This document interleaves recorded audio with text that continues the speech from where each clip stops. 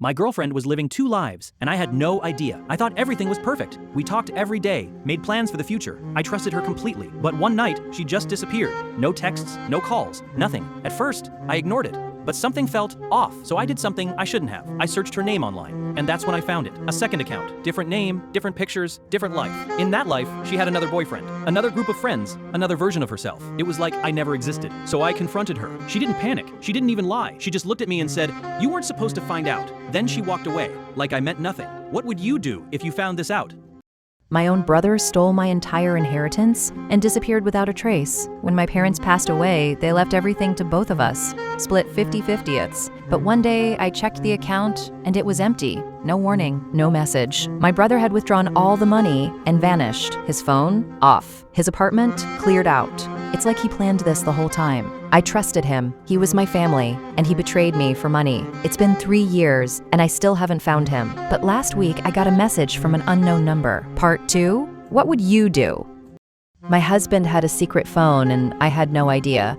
One day I was cleaning his car when I noticed a phone hidden under the passenger seat. It wasn't the one he always used. Curious, I turned it on. The lock screen had dozens of notifications from the same contact, saved as just A. My heart started racing. When I opened the messages, my stomach dropped. They weren't romantic. They were plans. Plans to move money. Plans for a life without me. But the worst message said, she can't find out until everything is finalized. That night I confronted him, and that's when I learned something even worse. The phone wasn't just a secret. It was the start of his escape. Follow for more crazy Reddit stories. My mom kicked me out for her boyfriend. Yeah, not joking. I was 16 and suddenly homeless. She met this guy 3 months ago. At first, he seemed nice, but then everything changed. He didn't like me, said I was disrespectful, just because I asked why he was living in my house. One night, they had a huge argument about me, and she walked into my room and said, "If you don't like him, you can leave." I thought she was bluffing. She wasn't. I packed a bag, called my friend, and left my own home that night. It's been 2 years. She never called, not once. But guess what? I'm doing better without her. Sometimes, the people who are supposed to protect you are the ones you have to walk away from. My own family cut me off because I wasn't successful enough. I was 22, broke, and chasing a dream they didn't believe in. No job they approved of. No real future in their eyes. One day, they sat me down and said, "Don't come back until you've made something of yourself." So I left, with nothing. No support, no backup plan. I worked nights, failed multiple times, but I kept going. Months turned into years. Until one day, everything changed. My small idea turned into a real business. Money started coming in. People finally took me seriously. Even my family, they called me, said they were proud, wanted me back, but this time, I didn't know if I wanted them back. Would you forgive them or move on?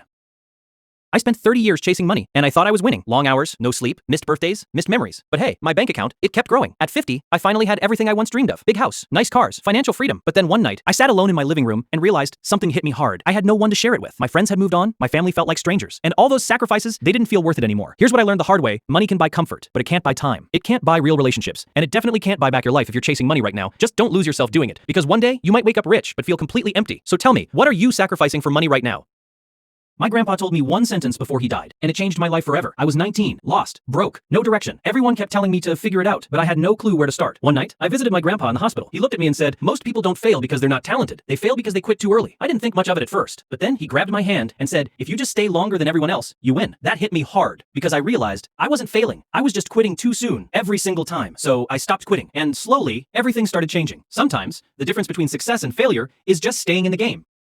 I was sitting next to a 90-year-old man just hours before he died, and what he told me changed everything. I didn't even know him. We were both in the hospital waiting room. He looked at me, smiled, and said, "Kid, you want to know the biggest regret of my life?" I froze and nodded. He said, "I spent my whole life trying to impress people who didn't even care about me." Then he grabbed my hand, and his voice got weaker. "I had dreams, big ones, but I kept waiting for the right time." He whispered, "You either live your life or you watch it pass you by." He looked straight into my eyes and said, "Don't make my mistake." A few hours later, he was gone, and I can't stop thinking about it. How many of us are just waiting? If you needed a sign to start, this is it.